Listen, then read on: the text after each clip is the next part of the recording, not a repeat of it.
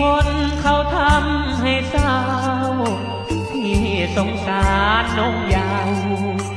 ที่เงียบเงาเปลี่ยนไปเห็นผู้คนน้องคอยดีกายบางครั้งร้องไห้เคยได้แอบเห็นคนไกลหรือใจจะแน่แกล้งมาสารแน่แค่ชั่วเช้าจดเย็นหนุ่มบ้านนาต้องคอยรักดีโดนเขาลวงเล่นโทเวรหนักหนาหนุ่มบ้านนาที่ใจแสนซื่อน้องนั้นหรือกลับไม่คบหาเตือนกันแล้วหาว่าอิจฉายามเมื่อกินน้ำตาจึงหลบหน้าเพราะอายเตี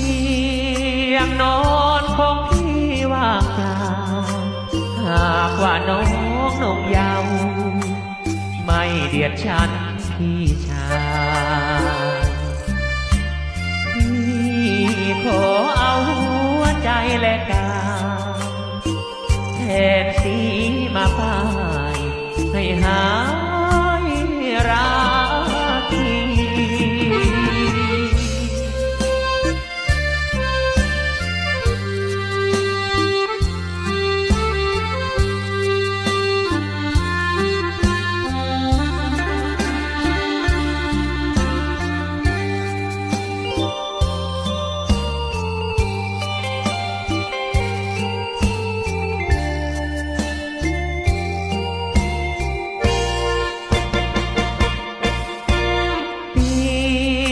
นอนของพี่ว่างเปล่าหากว่าน้องนงเยาว์ไม่เดียดฉันพี่ชายพี่ขอเอาหัวใจและกายแทนสีมาป้ายให้หา